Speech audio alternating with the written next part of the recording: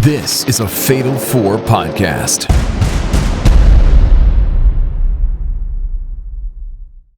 She hit that spear. She looked to deliver this F5. Kendall Gray didn't realize it either. She thought she survived. Sol Ruca came in, didn't get all of it.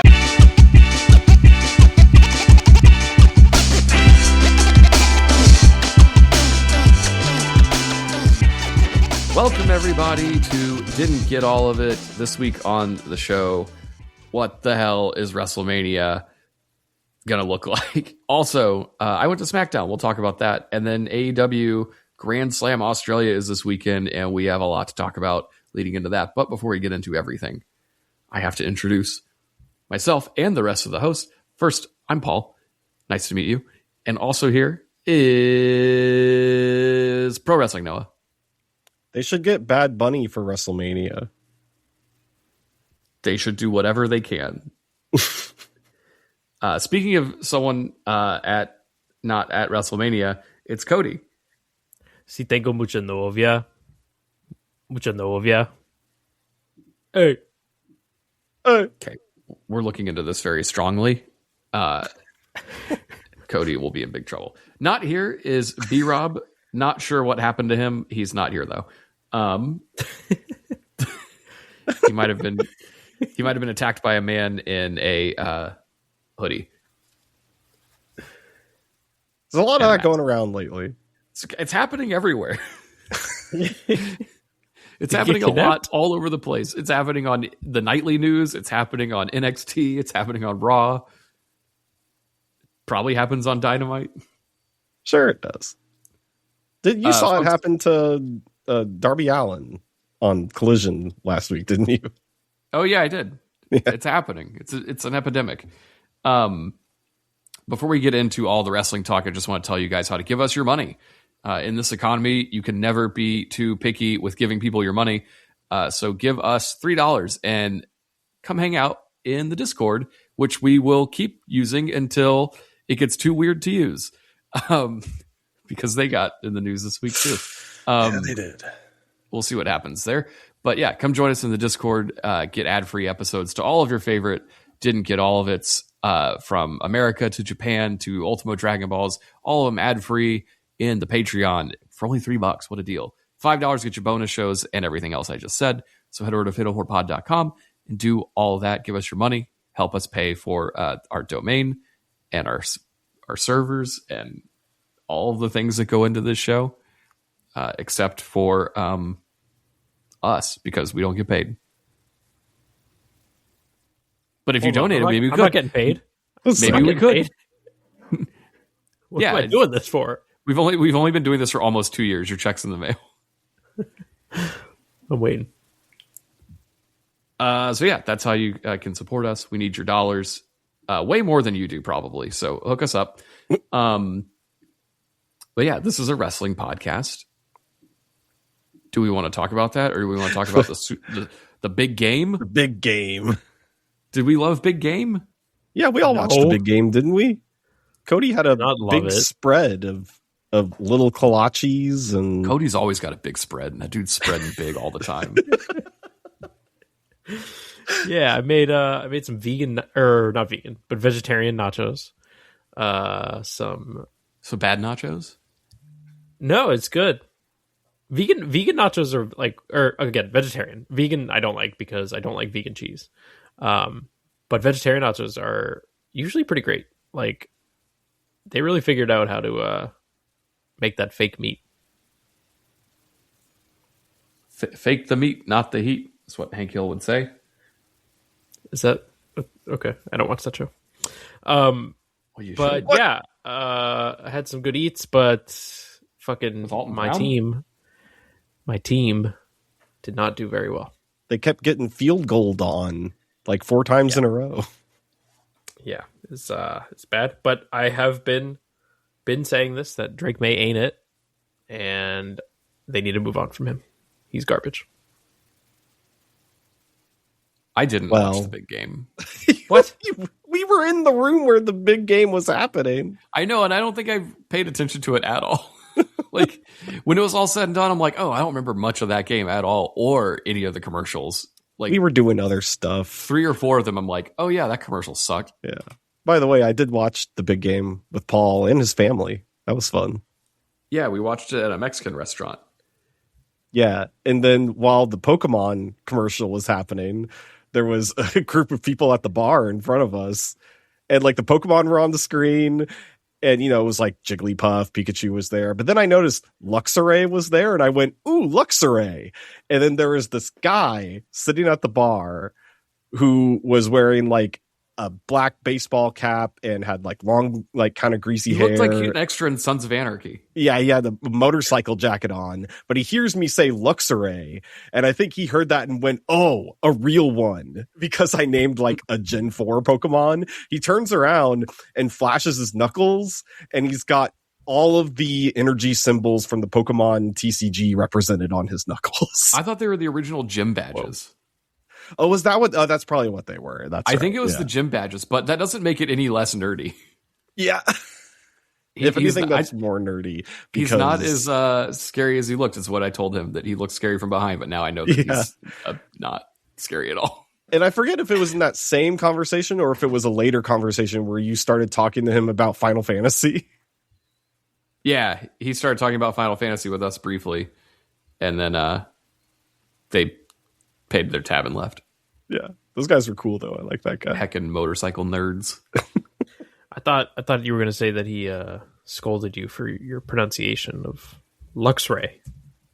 Luxray? What'd I say? Luxray? Yeah, you're adding an extra syllable in there. Luxray? I don't know. I don't know if I've ever said that name out loud or just read it in the game. Yeah, there are a lot of Pokemon that I've just never said out loud. And then when I do, I'm like, wait, what? Favorite ad of the Super Bowl was definitely the Levi's ad. Oh, the butt commercial. Yeah, with all the butts. That was no fun. AI there. I liked all the butts. Billy Gunn also liked that commercial. Notoriously loves to love them and loves to shove them and stick them and kick them. That was probably, I don't know, were there other ads? Like, I just remember a bunch of AI shit and being like, this stinks. Yeah, a lot of AI. That AI and the Ring ad backfiring on them completely. The Ring also doesn't help because, like, everyone hated them after that commercial. It wasn't like, ooh, we can find dog. It's like, oh, you're going to round up people with this? And then the FBI got their hands on the camera footage from Nancy Guthrie's home that they claimed they couldn't get because she didn't have a subscription. They're like, oh yeah, we got that saved. Don't worry about it. And they're like, what do you mean you have that saved? You've been making me pay to save it for so long. Turns out everyone's lying to you, man. I got an email the other day from Ring because when we moved into this house, every house had a Ring doorbell installed in the neighborhood already. So I didn't have a choice. So I got other cameras from when we're out of town, and they're like the ones that you can close when you're not using them. So they disable. However, I got an email saying one of them is disabled, and that's the one that I unplugged, which means the other one that's plugged in is definitely not disabled, and it's working fine. It just can't see through the plastic. But I bet it's listening. Huh. So I'm going to unplug that one, too. Also, I got to say, watching the Super Bowl halftime show starring Bad Bunny at a Mexican restaurant with, a room full of Latin America sorry, the representation. room wasn't full. There was 5 other people there. It was the Super Bowl at a restaurant. But with all the employees there was very fun. Oh, speaking of the employees there, Paul was going nuts over the bartender's Penta apron. He had an apron with Penta on it. And I'm like, what the fuck? Who has that? That's so cool. Apparently him. Made his day. He was so happy. Cero sucio. Well, I have Cerro Dinero because I found that Kurt Angle toy over the weekend finally. And I'm still waiting for them to ship my Penta from ringside. With all the belts intact? Yes. Man, fuck Walmart. I'm so glad B-Rob's not here so I can say this.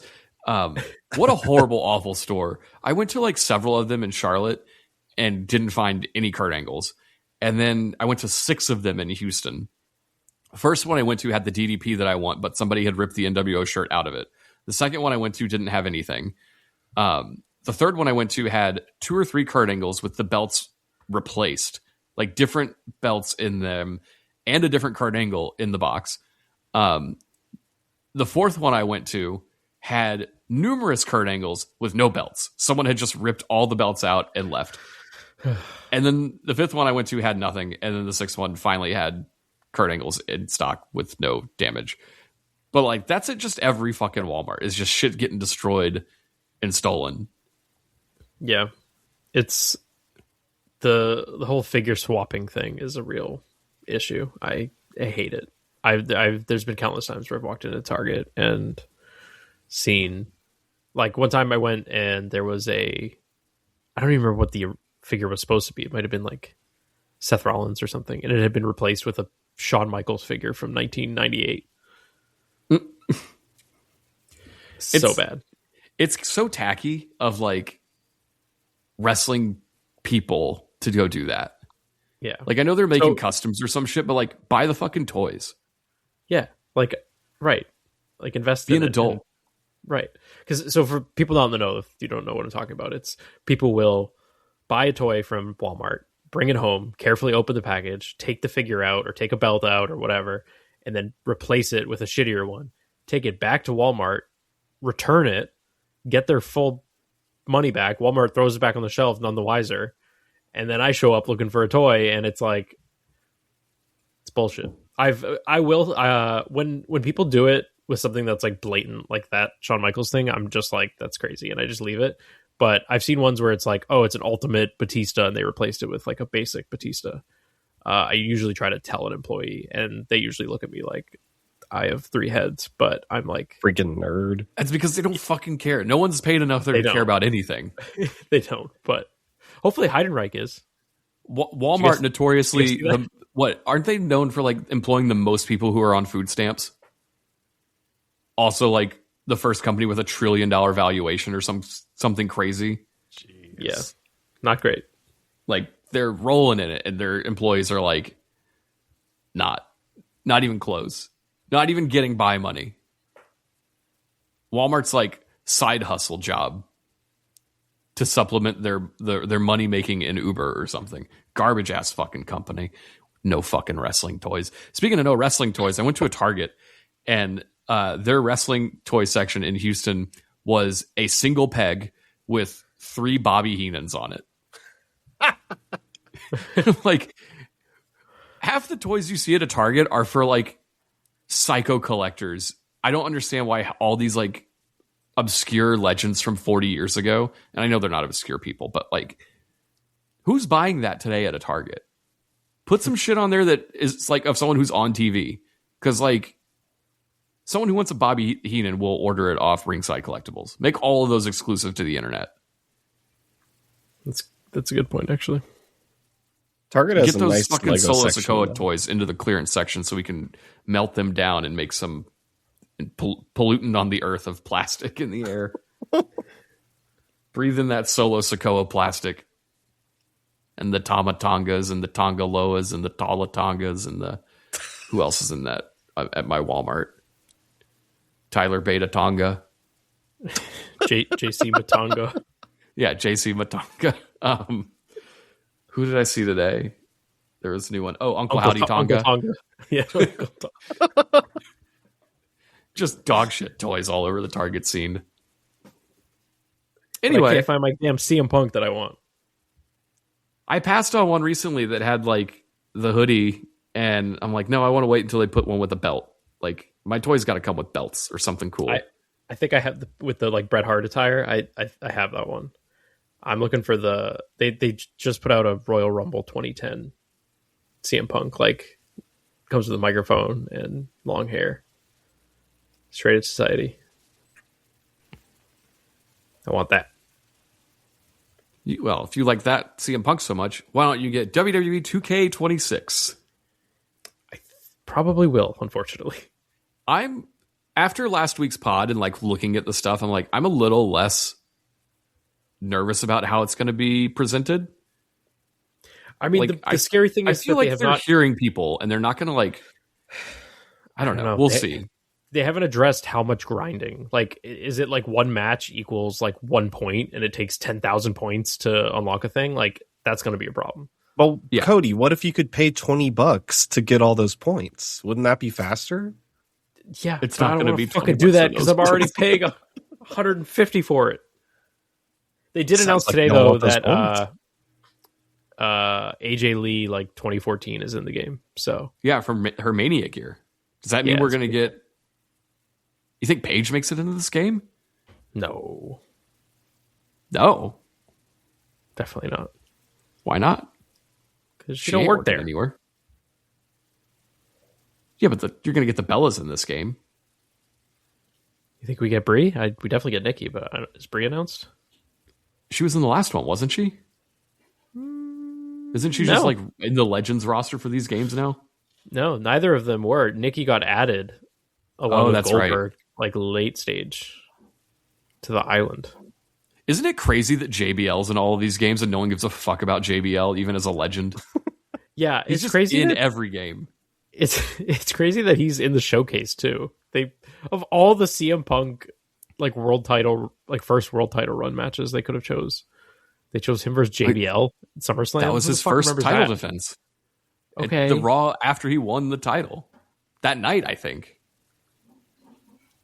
I think he cashed in and then wrestled JBL in the main event. Neat. Stinky. Give me Jeff Hardy instead. Give me the fucking APA. Like, if you're going to put Bradshaw in this game, give me not JBL. Give me 2002 John Layfield, who had a custom hardcore title with the Longhorns on it. It's so niche. And then give me Tommy Dreamer, who has the New York license plate stapled over it on his hardcore title. People Noah forget has there was a no brief idea period of what time we're where everyone talking customized the hardcore title. Noah doesn't even know who we are talking about. I super don't. He doesn't know who JBL or Bradshaw are. Okay, I know who JBL is. I don't know who Bradshaw is. What do you think the B stands for? It's the same guy. I'm not sure if they're playing the same character, but it's the same actor. We'll give you a lesson in Bradshaw later. That's what the B stands for. John B. Rob Layfield. Yeah, that's it. Should we talk about wrestling news from this week? Sure, why not? I've been over there. I can talk more about Bradshaw. I need to know more. Obviously, apparently. Did they make an APA toy with the door? They definitely Surely made there's a an APA set door that has the back in the fucking day. door. I don't want that. I don't need that on my shelf, but I do want to know. Now, when I just googled APA figures and it's just a bunch of charts. Like, Now, when you say the door, is this like a ding dong hello situation? Yes, Or- it's exactly that. The APA was the Acolyte Protection Agency, formerly the Acolytes. They formed a group of beer drinking guys who sat in the back and played poker, and you could hire them to do your wrestling mercenary work, which was a really cool fucking gimmick that should be revisited today. Even though I do know that the Hurt Syndicate did a little spot with that last year. And part of it was they would put a door up backstage, just like a door frame with a door, no wall. So you could walk around it. And people would do that, and they would get mad at them for not ringing or knocking on the door. So they have to walk back around and knock on the door. It was really fucking dumb. It's fun. It was amazing. did it- It was like excellent Attitude Era stuff that just never gets talked about. they did in fact make figures of the APA, and Bradshaw came with the table, and Farouk came with the door. Let's go. Send me that link. It's in the group chat or in the Hell yeah. How much is this going to set me back? Do you think this eBay guy's going to find it in his storage closet? I ordered a Rey Mysterio toy 3 weeks ago, and the guy messaged me and he's like, 2 weeks ago. He was like, "Oh, I'm out of my city. I'm traveling, so I'll find it when I get home." Then he gets home and I'm like, "Sir, where's this fucking toy?" And he's like, "I can't find it. Do you want me to keep looking for it or give you a refund?" And I'm like, "Bitch, what? Didn't you take the picture and post it? How do you not know what's for sale and where it is?" So long ago. Have you seen the houses these guys live in? They run these like storefronts online. I have not. They're crazy. I've seen. They're labyrinthian from my experience. There's an HGTV show right now where a guy goes in and renovates collector homes, and it's like just people with these insane nerdy collections. And he's like, "You got to sell some of this shit." Involved in this? I don't know, but it's really neat. He basically goes in there, talks them into selling some of their collectibles, and then builds them a nice living room. It's really cool. Damn, $40 for both of these? That's cheaper than the Rey Mysterio I haven't got. Maybe I do need this on my shelf. Yeah, get that door. $80. You can stage it like the Sandman wants to go through the door. I could. Man, the Sandman working with the APA would have been fucking tremendous stuff. Anyway, that's your APA history, everybody. Thank you. I learned a lot, actually. I'm glad I could help people with that. Should we tell Noah about the APA shirt? The always pounding ass shirt? Yeah. Because that's one of their... After they made the APA shirt, they're like, well, we got to think of other things that APA could stand for. And I got one... The first Smackdown I ever went to, I got an APA shirt, and it said APA Bar and Brothel on it. And I did not know what a brothel was because I was in 6th grade. But I learned what a brothel was in 6th grade when a teacher stopped me in the hallway for wearing that and said, "Do you know what that is? You can't wear that in school." And I'm like, "What do you mean?" And then he told me what it was. And I'm like, that seems inappropriate. You shouldn't have told me that. Teachers are fucking dumb. I would have never... I still wouldn't know what a brothel is if no one told me that.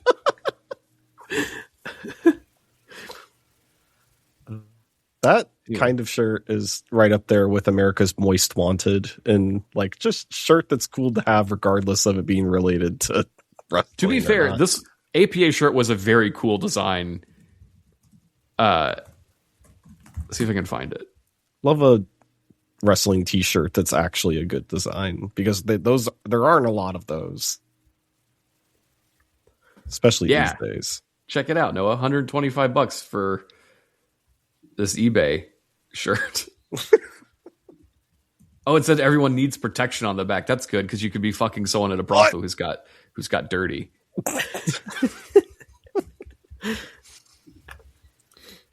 I love that my mom let me buy this shirt. She didn't give a fuck. She was at the show with me. Always open.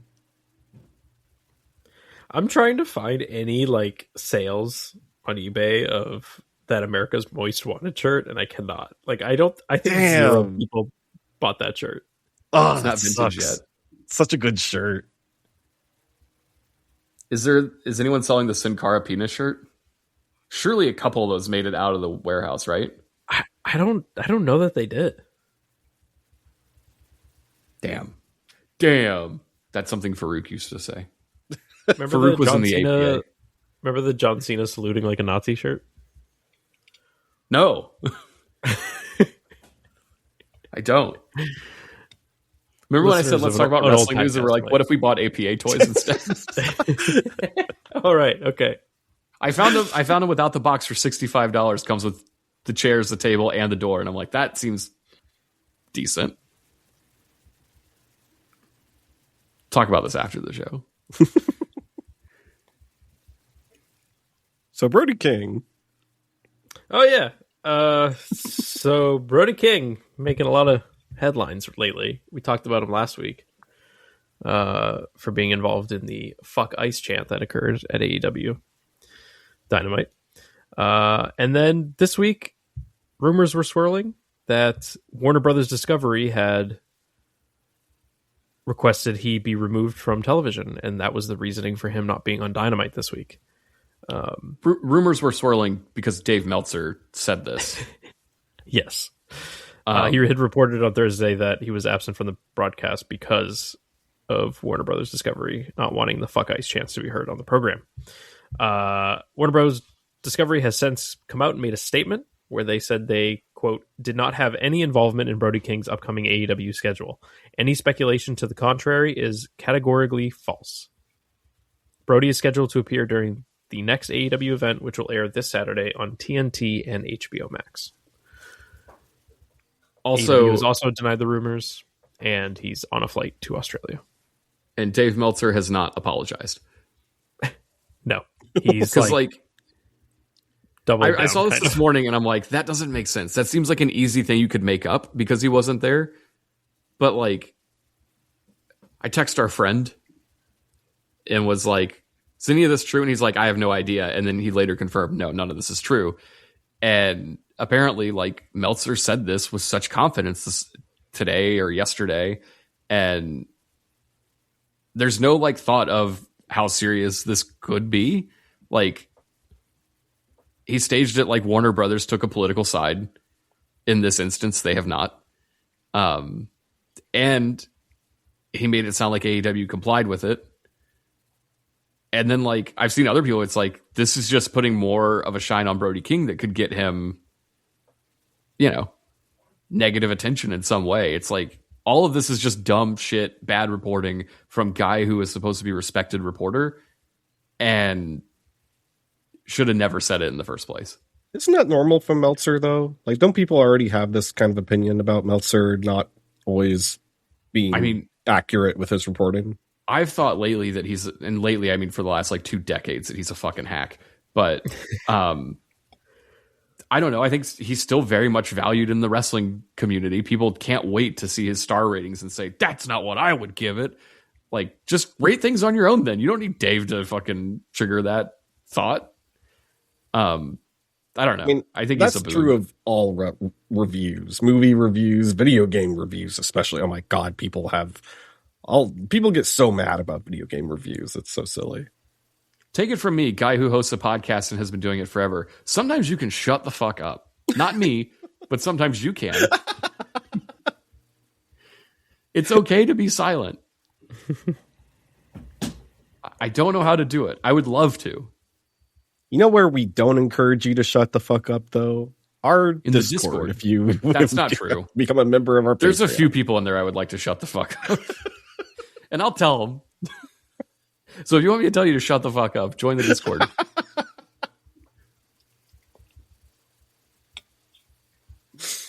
Ooh. So yeah, if you've seen that news story, none of it was real. That being said, though, the first thing that happens when Brody King shows up on TV again is people are chanting "fuck Ice," right? I mean, it's only going to get louder now. Because I mean, it's just like a morally right thing to do, and B, because everyone saw how much fun it was the first time it happened, they want to do that too. They want to be part of a fun moment. I mean, I agree it's the morally right thing to do, but there's a good 50% of this country that would completely disagree with you. One of them was driving behind me yesterday on my way to the airport, or 2 days ago. And I drove under the bridge in Houston where people had fuck ice flags, and he had double middle fingers over his steering wheel at them. And I'm like, man, this guy in his big red truck is angry. You could just drive your car. You don't have to take your hands off the wheel to give people the middle finger. Yeah. You need those for being safe on the road. I don't think this person's too concerned about that.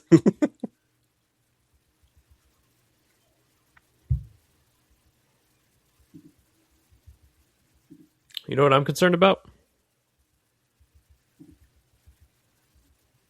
No. What's that?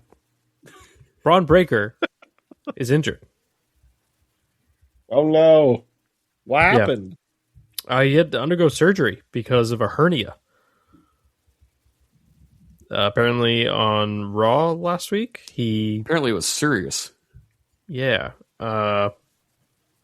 I saw reports that it happened when he was flipping the announce table, that he got a hernia and he had to get emergency surgery, and the recovery time is kind of up in the air. Last I heard, he might not make it to Mania at all. That's very unfortunate. Yeah, that fucking sucks. Couldn't this have been prevented, though? Like, did the doctor not squeeze his sack when he went to the doctor last time? I don't think that's how a hernia works. Isn't that what they check for, though? Yeah, they'll turn your head and cough. That's for a hernia, right? I think in this instance, a hernia is where your abdominal muscles split open and your intestines start falling through them. Yeah, and that's why they have to squeeze your sack when you go and turn your head and cough. Is that what they've been telling you? Yeah, no, that's what it is, because you do that, and they're checking down there. They're checking for any seams. Guts were spilling out of my abs that I don't have. I would know if I had a hernia. Well, you also have hernias down there. Then that may have not been where he had his hernia, but that is one of the most likely places for a hernia to happen is your groin. Science, no one knows a lot about fucking sack tickling. I've been to the doctor.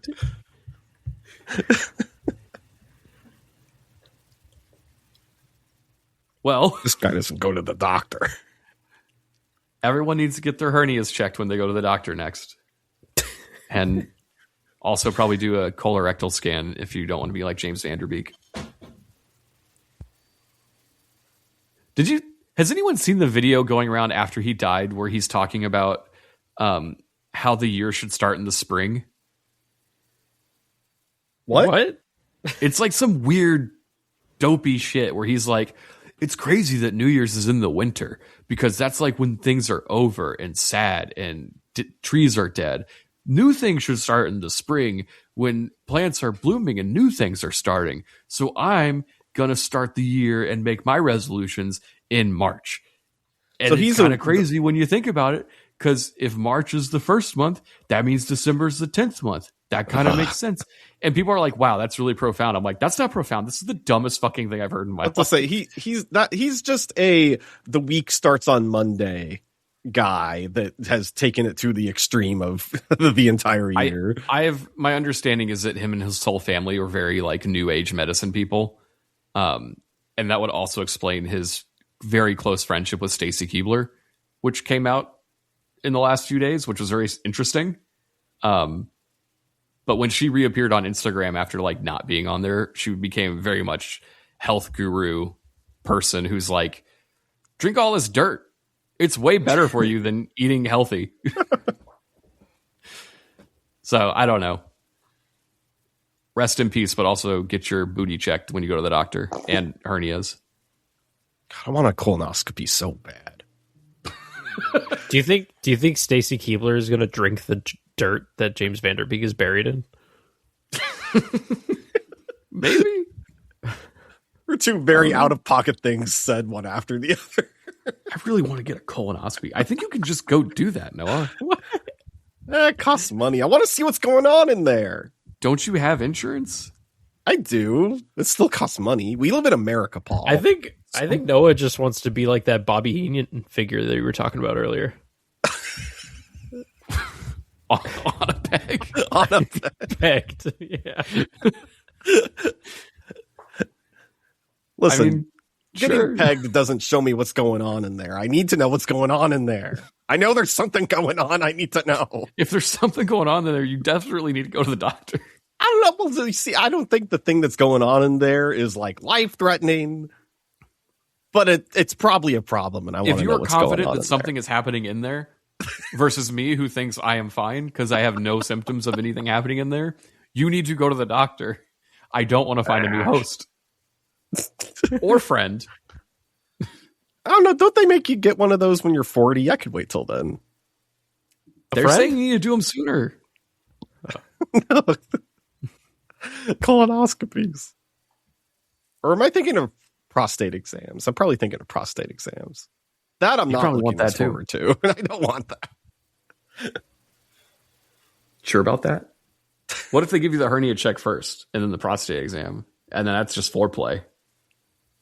What? Jesus. Anyways, What about WrestleMania? What about WrestleMania? WrestleHernia. Get well soon, Breaker. But what might not get well soon is this fucking WrestleMania card. Reports came out this week that there was a internal meeting at WWE regarding WrestleMania and its lack of ticket sales. According to WrestleTix, as of an hour prior to this recording, WrestleMania Saturday has only sold 37,000 tickets. And how many can that venue fit? A lot more? A lot more than that. 43,416.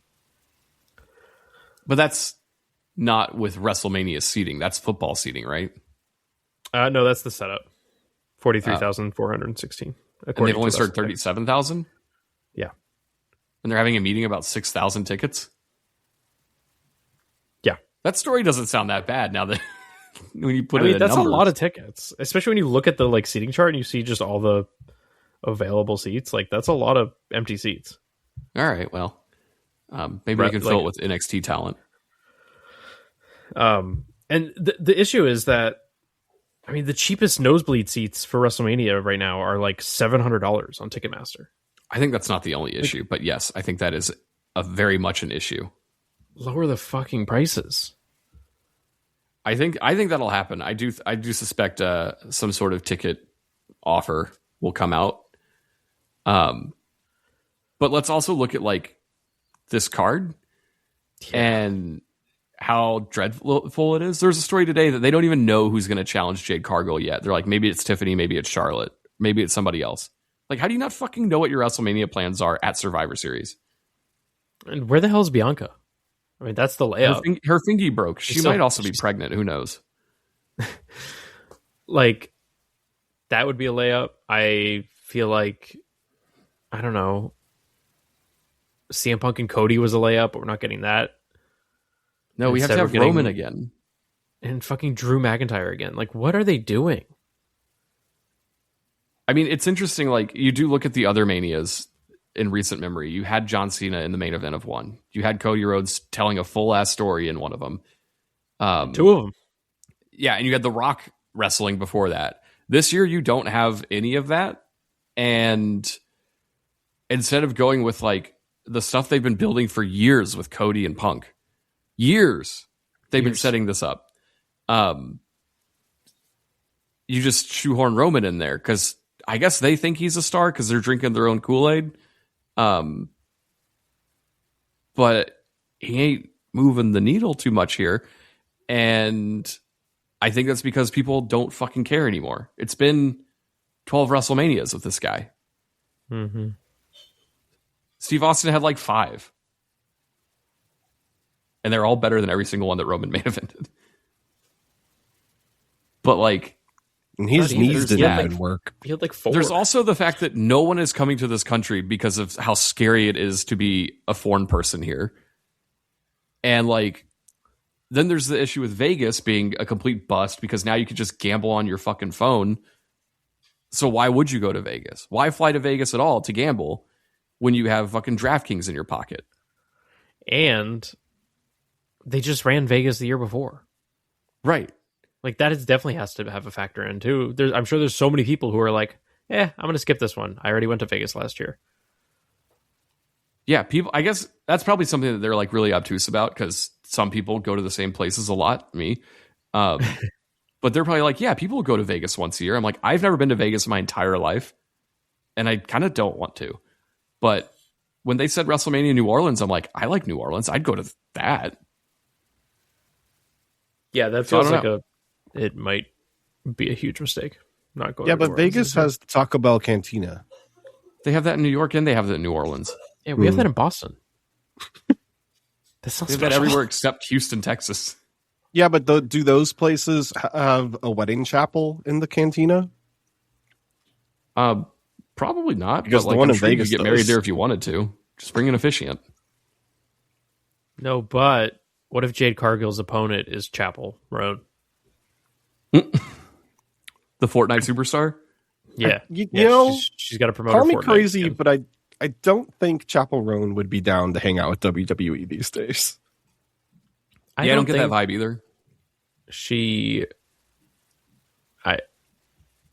Never mind. I'll save my thoughts on Chapel Roan for another. Sign up for the Patreon for Cody's Chapel Roan thoughts. I don't know. Like, just do Chelsea. Do Chelsea versus Jade. She's just broke her leg, so that's not happening. Oh, we'll do it with the fucking ankle brace on. This is not looking to be a good show. No. Just based on what we have currently. Like Punk and Roman, like I don't care to see this at all. Mainly because like we saw it before Punk left. Like what's new here? I know. That's the thing is like I feel like we've just wasted so much of Punk's time. Like I'm glad he's doing this side thing with Finn and he has been a fighting champion and all that stuff, but like his major programs since coming back have been Drew McIntyre, which he was injured for most of. And yes, that was good. But then he's just been constantly feuding with Seth. And now he's with Roman again. It's just like, you should have done Punk and Gunther, and they should have done Jay and Roman. Punk and Cody. Punk and Cody. Well, yes, that too. Jay and Roman. Fucking Sami Zayn and Kevin Owens. If Kevin Owens isn't available, then Sami Zayn versus Drew would have been better. Just running that back. With like Sami as the champion or something. Yeah. Well, we got to stop fantasy booking. Like, I don't fucking... Nobody is paying to see Jacob Fatu in the main event of WrestleMania. Are you kidding me? You think he's even going to get in there? I think so. It's probably a triple threat with those guys. Remember Chris Jericho supposed to be coming back and just didn't? What happened? We're running out of time to get these people on this Mania card. Talks of Brock Lesnar versus Obafemi, which I saw coming from the way that they booked the Royal Rumble, but hey, if that has the right finish, that could be great. My worry is that it's not going to have the right finish. I don't think they have the fucking guts to have an NXT guy beat Brock at Mania. No. They had the guts to have Austin Theory beat John Cena at Mania. That was fucking dumb. Yeah, look how that worked out. Yeah, Austin Theory still doesn't have it. At least back then he had a fucking egg. He used to have egg, now he's got fucking nothing. Now he's got an egghead. Egghead with fucking pubes on his chin. It's got a little bush. What the hell? Anyway, WrestleMania looks to be bad. Stay tuned because we have many more weeks of talking about this, and I'm sure we will continue to say the same thing. When we come back, I'm going to tell you about my Smackdown trip that I went to live at the Spectrum Center, and we'll talk a little bit about Raw, and then later, Collision, Dynamite, and Grand Slam Australia. Right after this super short break. Welcome back, folks. It is time to talk about some WWE, everyone's favorite wrestling promotion. We all know this to be true. Do not at me. I went to Smackdown this week.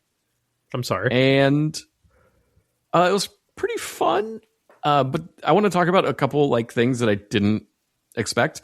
Because I've been going to wrestling shows for quite a while. As you know, I bought an APA shirt in 2001. That was my first. So at this show, I was kind of expecting the same old thing, but they completely changed like the usual production stuff. And like they're not showing you last year's WrestleMania highlights in video packages, at least not at this show. But before the show kicked off, they had the Megan Morant girl from their like podcast studio. And she's like, "What's up, Charlotte? Here's what's on deck for SmackDown tonight and why you should give a shit." And they like literally ran down the entire card and showed you videos of why that match was happening. And I'm like, hold up, this is amazing. Like, I didn't know why half this shit was happening. And it was just like a 5-minute, maybe less than that, just clip of her being like, here's what you're getting tonight and here's why. And it was super convenient.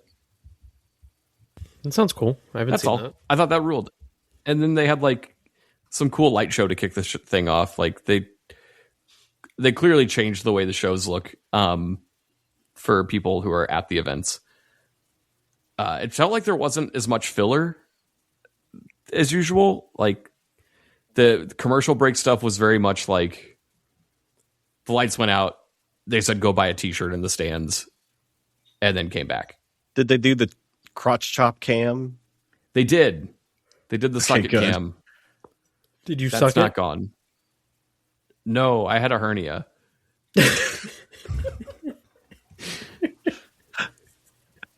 Couldn't do it. Yeah, SmackDown, they ran an angle throughout the show where Drew McIntyre kept trying to talk and everyone kept beating him up. So like it started with Cody Rhodes attacking him, cutting a promo saying that Drew's not getting to WrestleMania, and then Cody left, which sucked. And then later Drew McIntyre came back out, and then Jacob Fatu attacked him. And then I don't know what happened to Jacob Fatu after that, but Drew eventually did come out and talk. And I don't know what he said because he's so boring. So that was amusing. Matches on the show that are worth talking about. Io and Rhea retained over Kiana and Julia. And what I thought was interesting here was, one, I don't know if it was the way the building was mic'd, but you couldn't hear, like, throughout the whole show, you couldn't hear, like, any of the thuds in the ring or, like, any sort of, like, move connection. So, like, half the shit, like, this crowd was dead for this match because there was no sound. I don't know if they just stopped micing the ring or what, but it was really weird. That's strange. But yeah. And then the match ended, and I'm like, oh, surely Charlotte and Alexa will come out now to challenge Io and Rhea. It is Charlotte, North Carolina, after all, so Charlotte should be there. That did not happen. That was the end of that segment, and that was that. Tiffany Stratton won a triple threat over Chelsea and Lash to qualify for the Chamber. Lash Legend got quite the pop, and the match was pretty decent. Chelsea was super duper over. I think the WWE Unreal comment from Michael Hayes was probably more of a work than a shoot,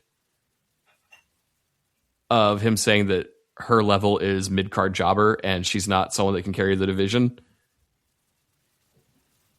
I think that is not, first of all, not true, but also definitely like bait to get people really into her. Too bad she hurt her. Did she get hurt in this match? Maybe. I mean, that would explain, like, if they had to pivot to who's winning. Because it sure felt like, I don't know, Tiffany was going to get in this chamber somehow, but it also felt like Chelsea or Lash should get in there too. So I don't know. Maybe they're just going to do a women's tag clusterfuck at Mania to get everybody on the card. Yeah, she tweeted out yesterday like a fake newspaper article that said, ankle break, spirit prevails, nation watched in horror as resilient president finished wrestling match on live TV. She broke her ankle in that match. We don't like that. No. Very unfortunate. Well, Kit Wilson came out to do his promo, which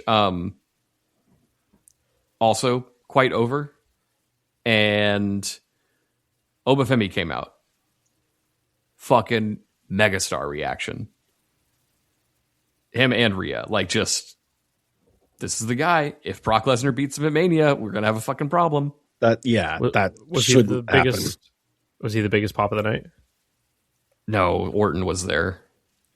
Ah, okay. Also, weird thing about wrestling fans is how much they love to sing. I have to say, yeah, they're singing his song lately. They're like singing everything. Yeah, they just. Well, I think it's ever since stop singing. Ever since they went to Europe, like they've been doing Europe shows more regularly, and all the fans over there, because they get WWE so seldomly, they just like go nuts and sing everything. I think the American audiences saw that and went, "We want to sing too." And yeah, that whole month overseas last year really fucked everything. Yeah, now they do sports chant. Now they're like Roman Reigns. Yeah, that one. Like, great, that's fucking dumb. I'm sick of that. But yeah, Oba was super over. He beat up Kit Wilson. Everybody popped. There was a guy in the front row dressed as him and dancing to the ring, which is very funny. And then Orton qualified for the Chamber by beating Solo and Alistair. They had a thing earlier where they teased like the Wyatts being like, we're going to get you when you're alone. And Solo came out to this alone and none of his people showed up because they're all involved in like the Shinsuke match earlier. And I'm like, oh, maybe the Wyatts are going to do something in this main event. Nope. They didn't. Show just ended. Orton won. People sang. Fun show, though. Kind of dark match or any post? They did main event. They did Umberto against Cedric Alexander, who I think works there. Not Cedric. No, it was Apollo. I don't know. I didn't even know he worked there either. So I was like, his music hit. And I'm like, that guy doesn't work here. He works in TNA. But that wasn't after. That was before the show, surely. That was before the show. After the show just fucking ended. Yeah. Okay. Yeah. I feel like they don't do anything fun anymore after shows. If the show's 3 hours, they're not going to. I wouldn't be shocked if Raw does stuff, but I can't imagine them being like, all right, after a 3-hour show, we're going to ask you to do more sitting here. Yeah. Especially on the East Coast where it ends at like 11. And what do they think they are? An AEW show? Yeah. Speaking of AEW, I would like to talk about Powerhouse Hobbs. Yeah, what happened to that guy? Is he going back to AEW or something? Like, did they forget he works there? He hasn't done anything since the Rumble, right? He hasn't been seen on Raw. He hasn't been seen on SmackDown. He wasn't seen on Raw. Maybe he'll be on SmackDown tomorrow? Tonight? They didn't show like a video package or anything of him? I mean, he's in the video of the Rumble being like, this man is here, but like, is he? Right. Very weird. I thought we would have had like, I thought Oba was going to kill Kit Wilson and then like Powerhouse would come out and stare him down or something because that seems like an easy thing to do, but no. These guys are just going to do whatever they're doing. Whoever they announced the lineup is for the Elimination Chamber, they should just have like, while they're doing their entrances to the Elimination Chamber, he should just come out and kill someone and take their spot in the Elimination Chamber. Oba should or Powerhouse? Powerhouse. Okay. Who should it be? And like LA Knight. I mean, because that would piss people off. I mean, yeah, over on Raw. Let's talk about Raw. AJ Lee is back unannounced. Woo. They just kicked the show off where they're showing look who's arriving to the building and CM Punk walks up to AJ and she's there. And then Becky is walking behind them and sees her and gets really fucking mad in the background. And it's rare that WWE does something funny. This was a funny segment because Becky is just that good. Becky comes to the ring and calls out AJ, and AJ's like, yeah, I know I cost you that belt, but you got it back. So like, we cool, right? And I guess they're doing AJ and Becky at Elimination Chamber now for the Intercontinental title. Mm-hmm. So this program is back on the menu. I assume it leads into WrestleMania. Yeah, I assume. I don't know. I think AJ should win in Chicago, and then maybe she loses at Mania. Or wait, actually, how about she just keeps it and doesn't fucking disappear for months? Reverse that, because AJ is undefeated at Mania, isn't she? Who knows, man? You can't just cook up a new streak because you want one. I want a new streak, and it should be a woman. They already and it should or shouldn't screw. It should. They screwed the pooch with Bianca Belair. It should have been her. Well, at one point it was almost Rob Van Dam, and that stopped. I think he had a quite the little streak for a minute, and then he lost something. Who could have the streak now? AJ Lee. They got to start it from the beginning, because like, how many matches has she had at Mania? 1? Like 2, I think. Oh. Oba Femi, why not? Have him start by beating Lesnar and then sure, give him the streak. And then The Undertaker can beat him. What else was there? Javon Evans did his little RKO spot that he does, and it was probably one of the best spots they've done in wrestling in like years. I assume you guys haven't seen this, but no, I did. The timing was insane.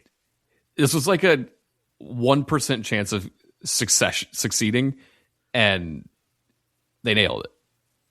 Was it like Tyler Bate that took it? I think so. It was like whoever's under one of the. It was Tyler Bate under whatever mask, and he's going to do a fucking frog splash or something. Flying nothing. Yeah. Yeah. Onto Chad Gable, and then off the other turnbuckle comes Javon Evans, catching him in the middle of the ring. It was perfect, like completely perfect spot. You couldn't ask for a better segment and spot, and just put it in like your video packages, put it in the video games, like amazing shit. I'm so glad he's not injured. I know that he almost was. It's very good that he's around. What do we do with Javon Evans at WrestleMania? I think you put him in a match in the main event and have him beat Roman. No, I think him and Logan Paul should just go out there and do some crazy thing like that. That would be cool. I mean, they did tease like him getting involved against the Vision people, so you could do that. Rhea Ripley qualified for the Chamber in a clunky match with Ivy and Lyra. You say clunky, but I liked it. I liked this match a lot. Didn't say it was bad. Yeah, but sometimes clunky is good because it feels real and like there's a struggle, and I liked it. I think Lyra's amazing. She's one of the best workers they have, and Ivy Nile is very underrated as well. Yeah, I like Ivy. I enjoyed this match a lot, but I don't enjoy the fact that Lyra is not in the Chamber. Well, she'll probably be in a clusterfuck tag match with Bayley as her partner, and they lose. Whoopee. Who knows? It's really hard to book WrestleMania, guys. Look at this. Look at the card. They're having meetings about why is nobody buying tickets. It's so hard. And then next year is fucking Saudi Mania. So like, oh God, forgot about that. Buckle up, folks. Maybe that's the year they announce that Saudi has bought into TKO. Who knows? What a fucking double dud of WrestleMania in a row. What else happened? Balor called out CM Punk, said he's not going to let Roman Reigns take advantage of his kill because CM Punk is hurt, and he's the one who hurt him. So Punk and Balor is set for Chamber now. Sure. And I appreciate this, but like we know they're not going to jeopardize the main event of WrestleMania. Like Punk's not losing this. So I'm going to say something dumb. I don't know that they don't jeopardize the main event for Mania because they're having those meetings now being like, what the fuck do we do? Put them in the fight pit. Put them in the dishwasher. You really think you think they're just gonna put the strap on Balor and run back Demon versus Roman Reigns and then pivot? Punk would be in there too. I just think they need to do something interesting. And I don't know. I don't know if they put the belt on him. I don't know if there's interference. I don't know what you do. But right now, what they have is not interesting, and they got to do something there. And it's not like there's anyone for Balor to work with in the Judgment Day for them to like do that split. Like, where's Dominic? Is he? He's around, but like, he's got he came back on this show. Yeah, I actually really enjoyed the segment with him and Liv and Stephanie. Honestly, Stephanie and Liv might end up being like the program headed into Mania. I think enjoyed what they've done so far. It's probably going to be the match of the night too. But I don't know if I let Liv win, but maybe. Do you think it main events one night? Nope. No. Sure don't. And finally, LA Knight defeated Penta and Austin Theory to qualify for the Chamber when the guy who kidnapped Nancy Guthrie attacked Austin Theory. Can we ban hoodies in wrestling? Like, just for a year. No more hoodies. Yeah, I'm so sick of it. Triple H is out of ideas. No more hooded man. Even on NXT this week, after the Joe Hendry match, fucking Ricky Saints ran in full on hoodie. And I'm like, you work there. You don't have to hide your identity to run into the ring. What are you doing? Doesn't make sense. And I guess they keep teasing that this mask guy, Seth Rollins, maybe it's just going to be Seth Rollins. Like with Braun hurt, the idea that, I mean, every idea we cook up is better than what they're giving us. But at least the idea of like maybe they're attacking Braun and getting him out of the group was neat. And now it's like, it's probably just Seth and he's going to beat up Austin Theory at Mania. What a shit match that would be. I mean, to be fair, pretty much anything they're going to do with Austin Theory is going to be bad. So, also, like, Penta should have won this fucking match. Yeah. Like, why is Penta just like C-level talent there now? He was like one of their top guys for a few months. Is the Chamber to face Drew? Is that what we've determined? I honestly don't even know. Give me Penta versus Drew, and Penta leaves with the fucking title. Yeah, please. That'd be so interesting. Cody Rhodes just has nothing at Mania. That'd be funny. They're like, we don't know what to do with them. We're all out of ideas. We finished the story. There's no more story to tell. Run back his best WrestleMania match against Rey Mysterio. They're only in the 4th inning, folks. You know what they should do? Give him a mustache. Give him a losing streak. Make him wear a paper bag. Anyway, that was WWE this week. It was fine. Like, really nothing special. They got to figure out this Mania shit. It's saying something given you went to one of their shows live. I had fun. And had a fun time. It was a fun time. Yeah. Crowd was super into it. And for at least for the stuff they, saw and cared for. And I don't know. The people around me were all really excited, which is kind of crazy because when I'm in Houston, everyone sits on their hands. People around us were like pumped, completely nuts for people. And I'm like, great. It's nice to see people excited. Did you buy a t-shirt that will get you in trouble when you walk through the halls of middle school? Yes, but only because my wife really likes getting those awful shirts that have every person on the roster on them. And she insists on getting them to sleep in, which is even crazier because of how awfully uncomfortable they are. So yeah, she got one of those, and you should get in trouble if you wear it in public because it's like loser shit. Why does every movie poster look like that now, by the way? So you know like who's in it. Like, yeah, but all the stars are here. You gotta see their face. That's why when Iron Man's in a movie, you gotta take the helmet off so you know it's Robert Downey Jr. Also because he doesn't want to wear all that shit.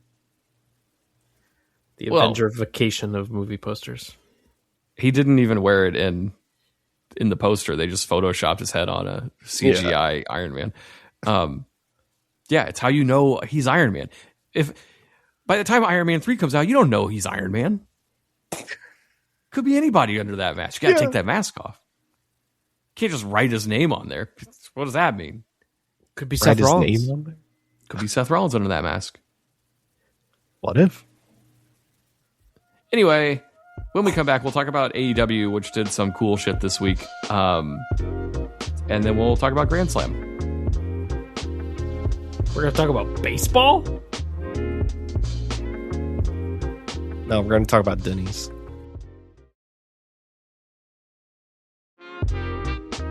All right, we're back. It's time for some AEW talk.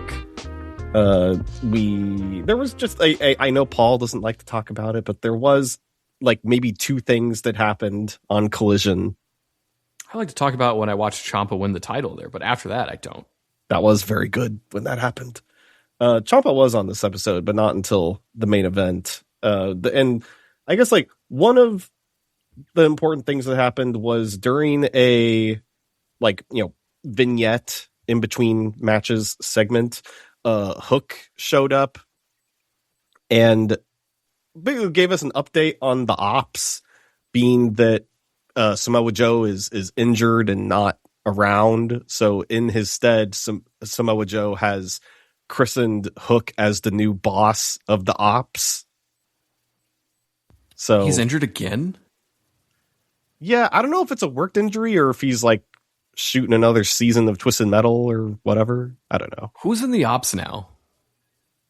That's a good question. Because I mean, Shibata's there. Okay. I guess Hobbs isn't there anymore. obviously. Who knows where he is? He could be anywhere. That's true. He could be in the room with us right now. You have no idea. Yeah, I don't know. I think they're just going the ops are just going through a lot of restructuring right now. I don't know. I feel like they could very easily replace that slot in the ops with, I don't know, Wardlow. Where's that guy been? He had a big return and then bad people just to wasn't seen. Wardlow stinks. I just don't know where he went. He's not even on ROH or anything. I don't know. If B-Rob were here, he might be able to tell us, but who could say? And then there was also, it wasn't very good, but I need to talk about it. There was an 8-man parking lot fight. And it was freaking Eddie Kingston, Ortiz, and the Rascals versus the Grizzled Young Vets. Hey, they're around. And Big Bill and Brian Keith. And they've done parking lot fights in the past. This one they did on like the top level of a parking garage. So you got like a little bit of skyline. But my main problem with this parking lot fight is that there was no crowd. Like in the they previous didn't pipe parking in the noise lot from the arena. There was a little bit of that, but there just was like, it was just an empty parking lot, like top of this parking lot garage with like no people around. Where in you wanted previous folks parking around lot fights, like Raw Underground had. Yeah, like that, or like Street Fighter, like just like have like a crowd like that they did that before. Like I think they're always trying to chase the dragon of Best Friends versus Proud and Powerful, and that match had just like a crowd of like bystanders just like yelling their heads off, just like reacting to whatever was happening in the fight. That's good. They didn't do that here. How do you know that whole crowd was by? What? So there were bystanders. How do you know what they were? You can tell. You can tell. I have a you can look at it and so I want to know they're a bystander or just I have a standard. radar of sorts. I like to brag about standard. it at work. What was that a reference to? What? There was something I saw. I thought that was a reference. There was something I saw recently where someone was bragging about their gaydar at work, and it was like wildly problematic. And I thought it was something we were talking about, but I guess not. Mm. Oh well, no idea. Mind. Tell us about your gaydar in the Discord or your bidar. But yeah, that was my main gripe with the parking lot fight. It was fine regardless. And then the main event of Collision was a 3-way match for the TNT Championship with Tommaso Ciampa, Roderick Strong, and Claudio Castagnoli, which was good, but I feel like was very much overshadowed by the Tommaso Ciampa match that would happen on Dynamite this week. So why don't we get to that? But before that Tommaso Ciampa match, there was a 6-man match between the Death Riders and the Dog and Cows family that ended up being way better than it had any right to be. Like they've done various matches with like these various combinations of these people that I haven't been horribly interested in or like have really even kept my attention that much. But they did so much cool kind of like storytelling stuff in this match. Well, like one moment that really stuck out to me was Claudio was in the ring and then Konosuke Takeshita gets in there and they kind of have like a stare down because of their recent history in the Continental Classic where they went to like a 30-minute draw during their match. So like there was like some tension there and then they kind of circle each other and Konosuke just like breaks from him and immediately goes for no, did we lose Moxley, who's on the side of the ring, and then all hell just breaks loose. 1-2. What happened? Shit. I thought he was asking me something, but I was too busy listening to the bad Ava Max cover that was posted in the music chat. Hang on, what was the last thing y'all heard? I don't know. She said she was going to drive right home to you over the Queensboro Bridge tonight. And then I'm like, Noah's not talking anymore. We should see if he's okay. Oh my god. It doesn't sound like her at all. My eyes are getting weary. My back is getting tight. I'm sitting here on the Queensboro Bridge tonight. God. This sounds like Fiverr. Everyone's electric bill went up significantly because of this song.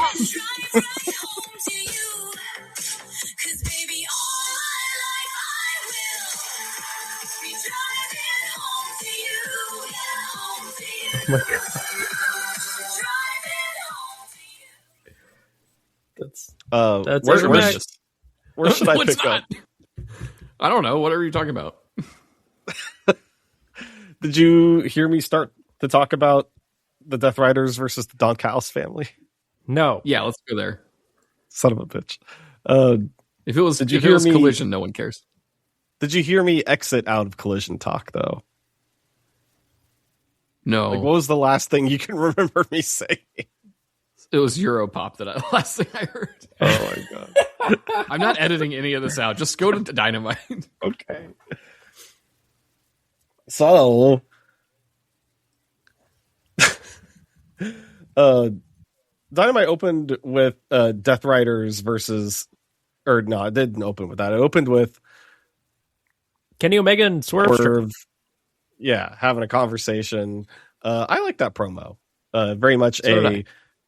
yeah, like Swerve kind of planting his flag in this confrontation of like kind of new guard versus old guard of AEW, and does Kenny still have it? A lot of aggression. There was like a brawl that happened afterward, and it looked like Swerve tried to use some sort of foreign object on Kenny at a point, but it wasn't like super like obvious. It was like kind of subtle. So He stabbed him with something in the head. yeah, I liked Swerve's line about like how he was holding it down while Kenny was up in a hospital or suspended. right. Yeah. But yeah, this is a well done like two top guys Yeah. program. Yeah, I really like where that's going. I think that we'll see that happen for Revolution, I believe. And then after that very good segment, we had the Death Riders versus Don Callis family in a 6-man tag, which they've done like this type of match with various combinations of these people. But for whatever reason, this one really stuck out to me as like really grabbing my attention. And I think it was because there was some like really interesting story stuff that they did like in the match. Like the thing that like really I keep thinking about from this match is there's a point where Claudio's in the ring and then Konosuke Takeshita gets in the ring and they kind of have like a stare down because of their recent history in the Continental Classic when they had a 30-minute draw for their match.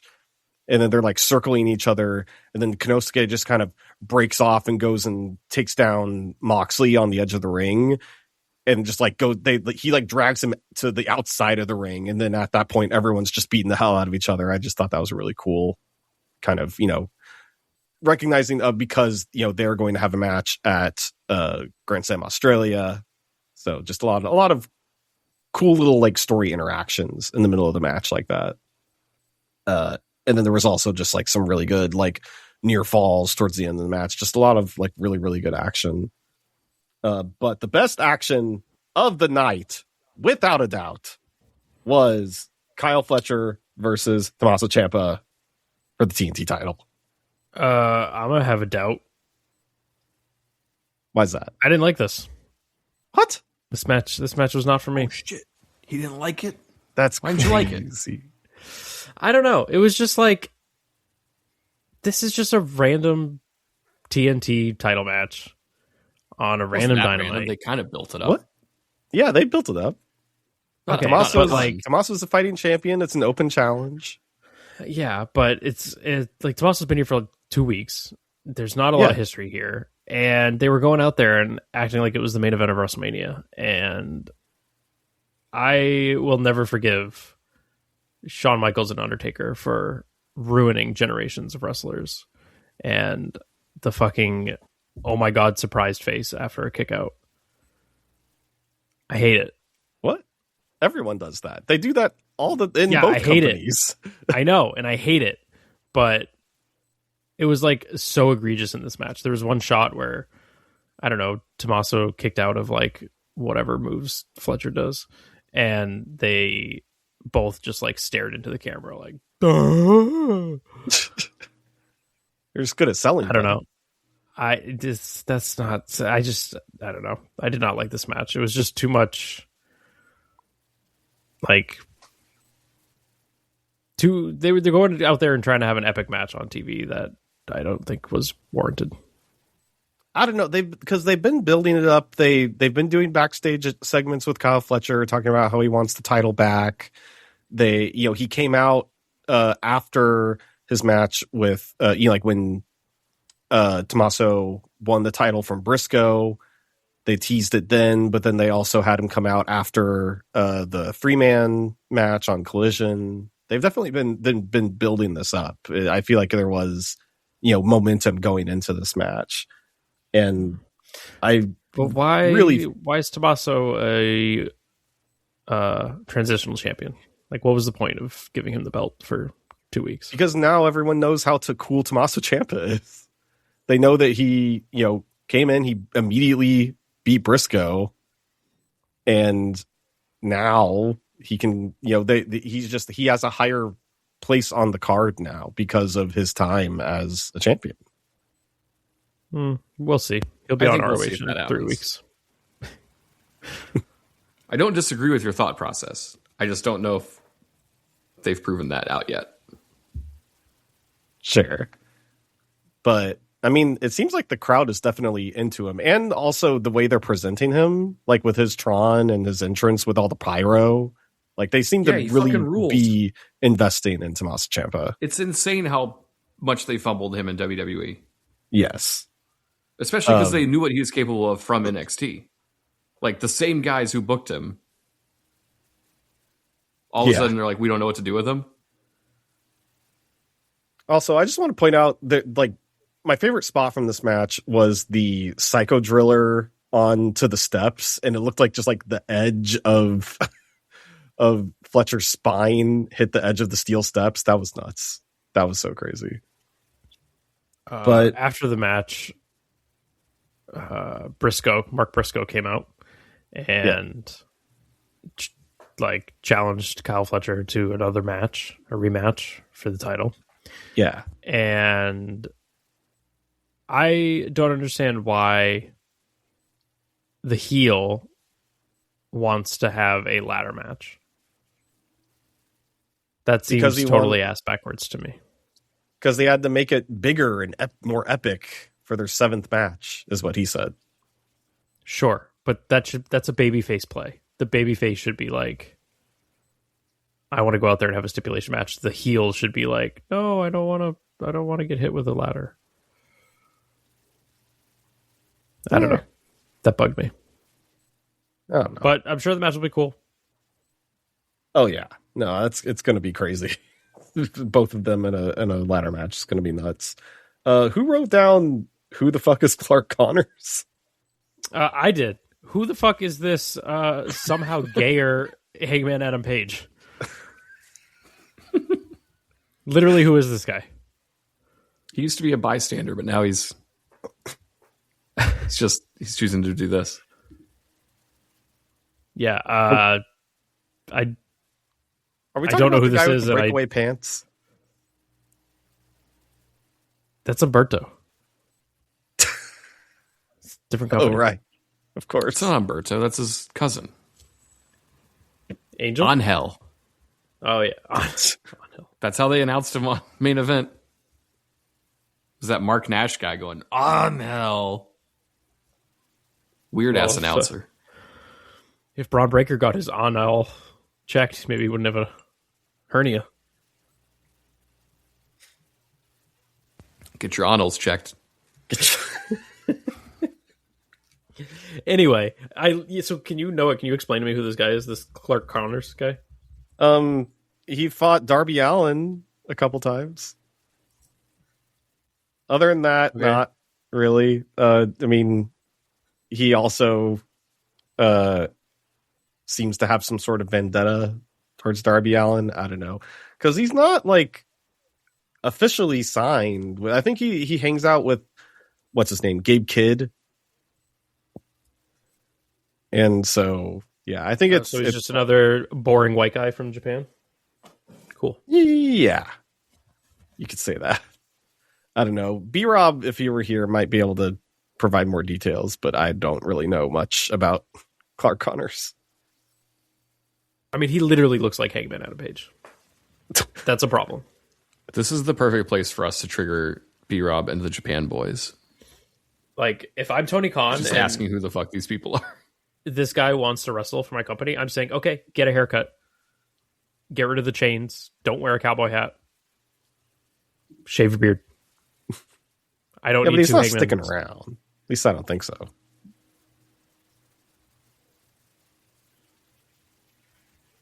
Yeah, I don't know.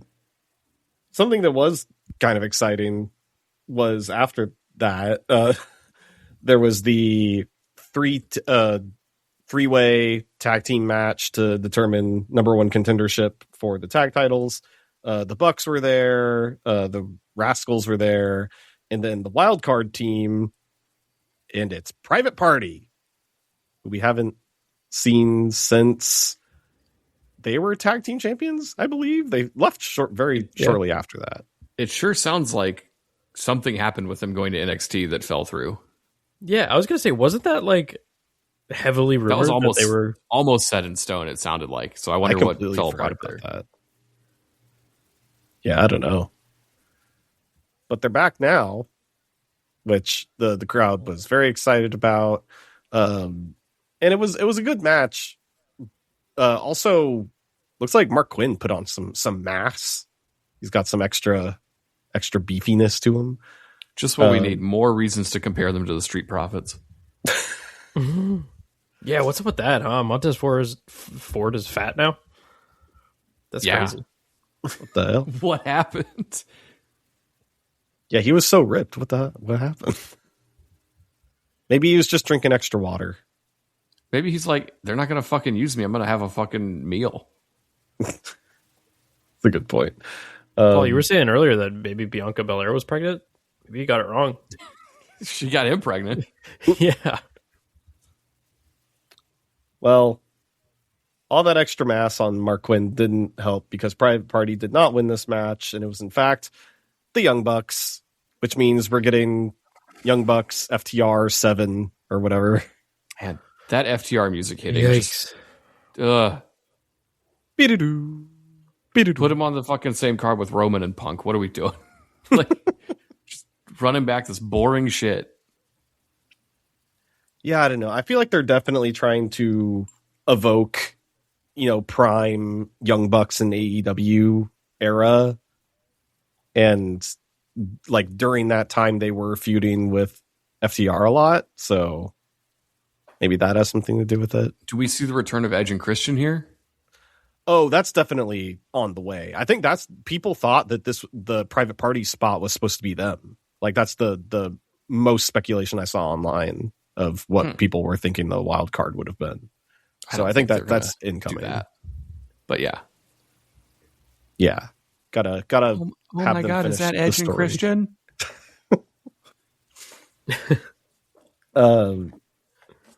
And so yeah, the part that you didn't see, Cody, was because your recording didn't get to the end. Well, of the there was episode, like right? a 20-minute overrun apparently, and Yeah, the show's supposed to end at a certain time, and they don't do that. Yeah, I watched this on my Hulu DVR, and I missed the entire main event.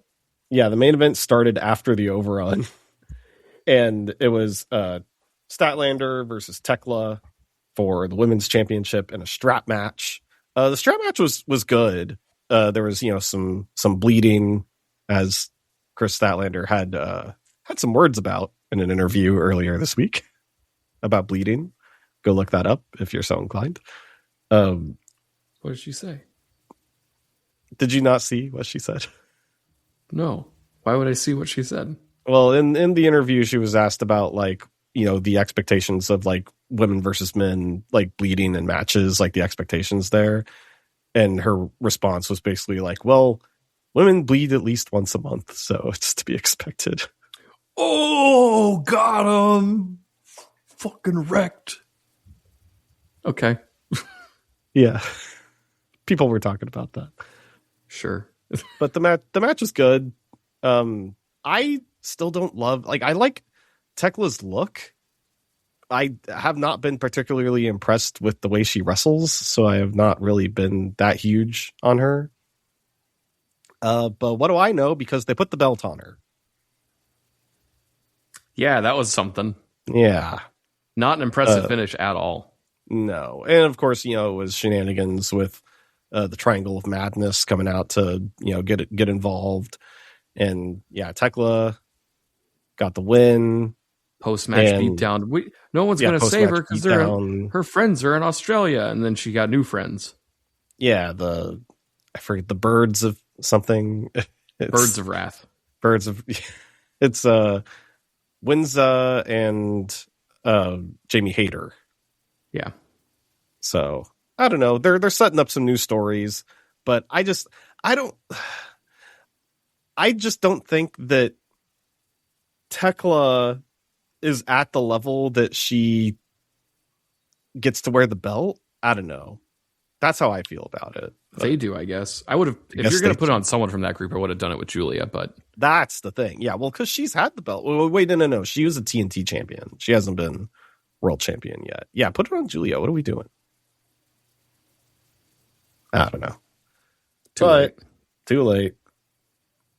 But all that said, all of this is leading into this Saturday's AEW Grand Slam Australia, which is also, I think, another cool thing about how Fletcher won the title is that he gets to go to Australia as a hero holding the TNT title. Oh, I guess he does. Yeah. Is he Australian? Yes. Okay. He was part of Aussie. There's a lot of Australians on with this Mark show. Davis. Yeah, Australians really having a moment. I think we get the Iconics debuting at Grand Slam Australia. Yeah, maybe. I mean, there is a women's tag team championship match set: Willow Nightingale and Harley Cameron versus Megan Bayne and Penelope Ford. So maybe they could come out for a post-match beatdown. Post-match beatdown. Let's go. They don't do that I'd enough. love to see it. I hope they wear black hoodies.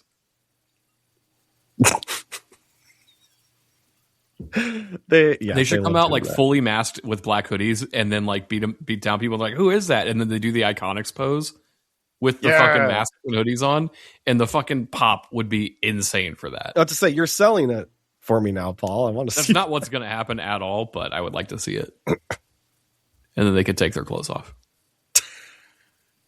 Well, speaking of to reveal that it's the Iconics. Yeah. To reveal it's the Iconics. No hoodies on. Aside from that happening, are we excited about this match? The women's tag? Oh, yeah. The worst women's wrestler in the world? Harley Cameron? Yeah. No, I'm not excited for any match involving her. That's fair. Yeah, and I don't know. Megan Bayne and Penelope Ford don't really entertain me that much, so I don't know. I'm not super stoked for this match, but something I am excited to see the outcome of is the loser gets their head shaved match, as it's said in this listing. Orange Cassidy and Toni Storm versus Marina Shafir and Wheeler Yuta. I just can't help but think they're going to go the non-obvious route, and the baby faces are going to get their head shaved, and it's going to be stupid, and they're going to do bits. And I think, we talked about it last week, but I do like the story implication of Orange and Tony losing their hair. There's some good story opportunities there. So I hope that's the way that I turns don't out. think that's good. What are you talking about? That sounds bad. Uh, Tony Storm and Orange Cassidy losing their hair sounds bad. They Yeah, could do some entertaining stuff. I'm leaning They more do towards, entertaining stuff. Stop it. I'm leaning more towards the Orange and Tony winning because I was looking at Wheeler Yuta on Dynamite and I was like, low key, he kind of looks like Andrade. Like, So he with needs the to cut his hair. Yeah, Okay. yeah. Like he doesn't. Yeah, he needs to cut his hair. Hmm. So I think they're losing. Well, speaking of Andrade, he's having a match against Hangman Adam Page for number one contendership for the world title. This is probably going to be really good. I hope Andrade wins and Brody wins the match later in the night. I want fresh world title programs in this company. I think that would be the most interesting, and also that would free Hangman up to get involved in Swerve and Kenny with all the stuff they have going on, because they all have history together, and that sounds like Could do that. an incredible. Do they also have English and math together? No, but they do share a lunch break and recess. I love recess. What's your favorite class in school, Noah? It's recess. I like playing with my friends. We do Foursquare. We go to our favorite places. We check in. We hang out on the big metal dome. What? Looks like elimination Big dome. chamber. God, I fucking knocked someone's tooth out in that metal dome once. I was so traumatized. We Because did fake you fighting knocked in the their dome. tooth out? Yeah, we did like pretend fought in the dome, and I hit some kid in the What tooth on dome are accident. you And knocked talking his about? whole- You guys didn't have You big never- steel dome You structure? didn't have big steel dome? Hang on. No. Got to bring up a picture of big. Send him a metal picture of the big dome. steel Yeah. dome. This was dangerous as fuck, by the way, to have on a playground. Especially in Texas, where like you touched it and your skin just seared to it. Yeah. Hang on. Here we go. This was back when playground equipment could hurt you. Share screen. That could be a M. Night Shyamalan movie. The playground that hurts you. It's like the beach that makes you old. Cody, you didn't have this? You never seen one of these, Cody? I don't see anything. Oh. Go to Riverside. I don't see it. What? The app. It's just a blank screen. This app stinks. Oh. You're not It's a using the blank browser? I am. Well, whatever. Website. Here. I just shared a Yeah, link to you. there you go. Send me a link. The longest link in eternity. Playground steel dome. Oh, you mean a fucking jungle gym? That's not a jungle That's not gym. a That's jungle a steel gym. dome. That's a jungle gym. I was picturing Jungle like gym is so different. these are Yeah, not. Jungle This Gym is not. tags with. These are with just bars. Luchasaurus. These are bars formed in the shape of a dome. I was thinking for like you to fight your friends in. I was thinking like an enclosed metal sphere.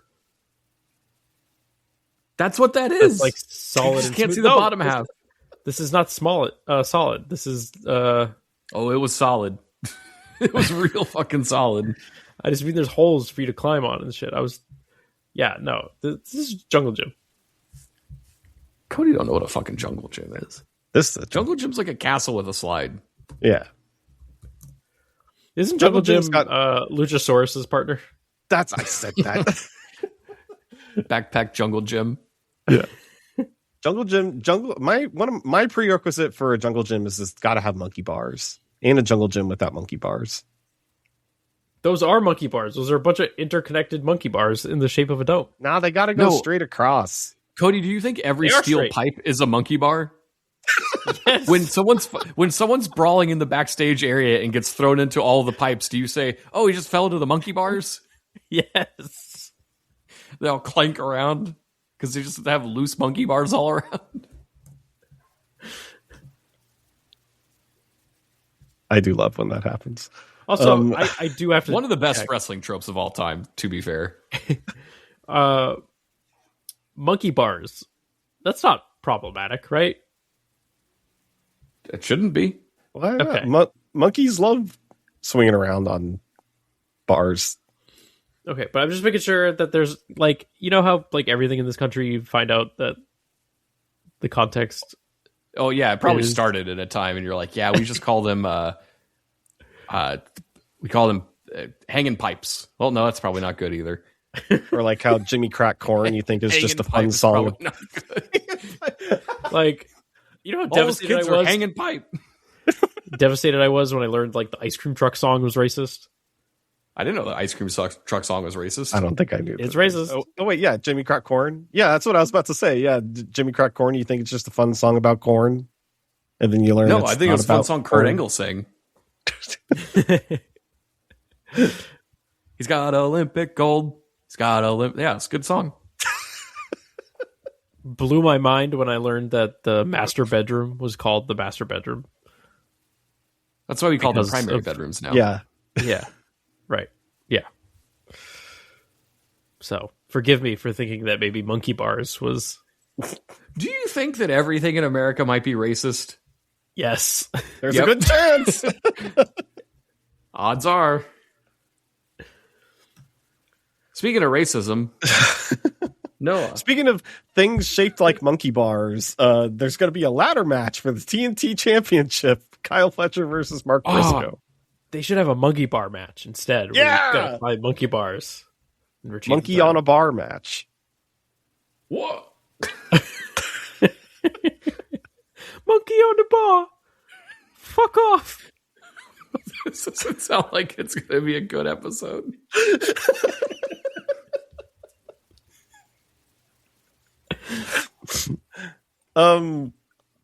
I think Kyle Fletcher retains, seeing as how they're in Australia. I think that's a pretty safe bet.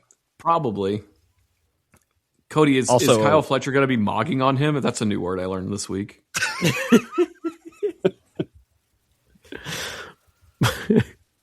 Yeah, he's gonna climb the moggy bars.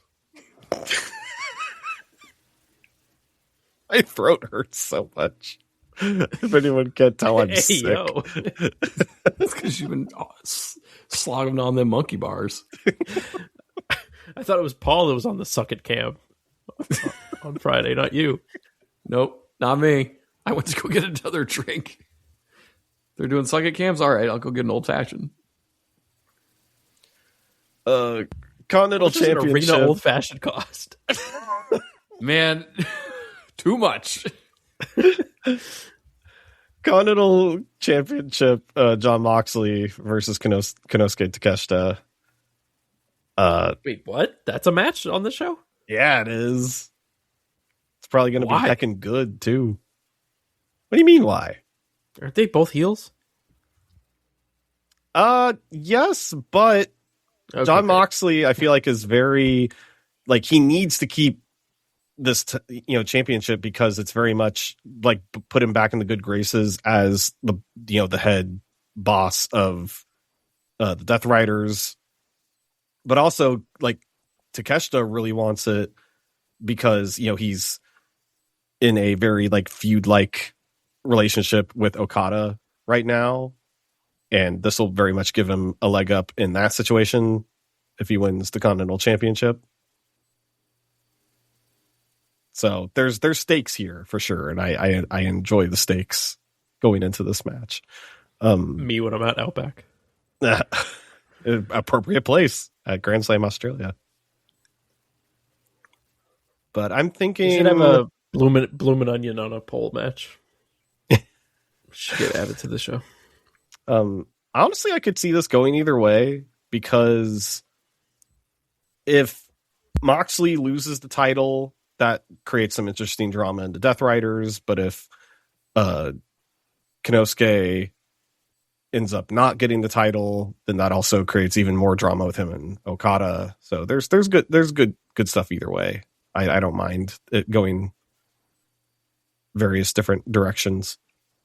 Then, of course, the match to keep your eyes on as far as how the crowd will react. Interesting being in Australia. I wonder how they will react. Is MJF versus Brody King for the World Championship. I really hope Brody King wins. Absolutely. Yeah, he has to win this. I Has really to. hope he wins. Not Like, if WB I'm- steps in. I'm sorry, if Brody King doesn't win this match, then Tony Khan's an idiot. Like, flat out, he's a moron.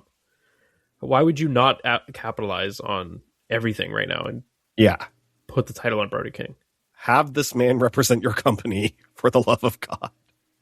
I would be very intrigued to watch more often if they did something like that. Yeah. Yes. And he's So ready here's for it, hoping too. that happens.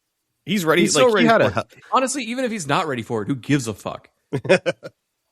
He had a hell of a year last year, though. And yeah, like the crowd's behind them, the ice thing, obviously. Like, It's just weird put that Brody the King title has to on be this ready guy. for it, but Tekla can win the fucking title. So, like, Yeah. he's ready for it, but that's irrelevant. He should be the Right. champion because he's new, interesting, and got them the most attention they've had in over a year in their company. Yeah. And honestly, I don't know what you do with MJF after this, but I honestly kind of don't care. Adam if it Cole feud. puts the belt on Brody King. Adam Cole feud. I've honestly forgot if he works there or not. I think he still works there. Doesn't he still work there? He's like never wrestling ever again. He seems like he's injured quite often. But yeah, Grand Slam Australia. Very excited for it. It'll be airing at the same time that Collision usually does, which I think is interesting because it's usually it's usually airs during Dynamite, but this time it's like on Saturday during a episode of Collision would be airing. Wait, when is this air? It's not live though, obviously, right? Because it's in Australia. Yeah, it's live. It's happening in Australia at noon their time, but 7 or 8 o'clock okay. our time. Yeah. Interesting. On fucking Valentine's Day? I know. I'm also like a little like, oh, I'm gonna miss the live broadcast because I'll probably be on a date somewhere, but I'll catch the replay. It'll be fine. Well, is that it? Did we do it? I think we did it. We didn't. I mean, I'll let you say that, Paul, but I think You that's can say it. Do you want to say it? Hang on. I need to look up the script. Okay, here we go. The script. We say it. We've only said it 95 times. Yeah, but you usually say, I need to refresh myself when I say, well, folks, We didn't get all of it.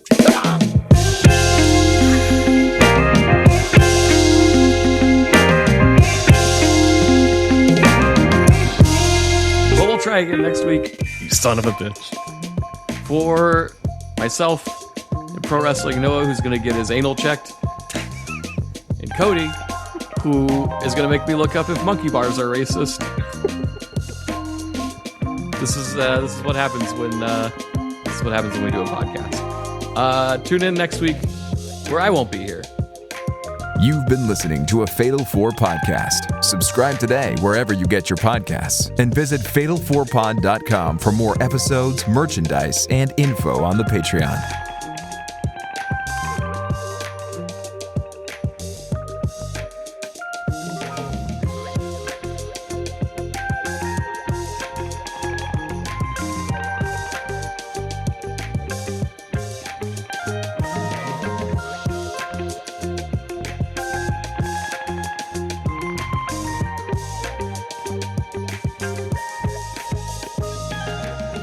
All right. Done. I've got to clean all this shit up.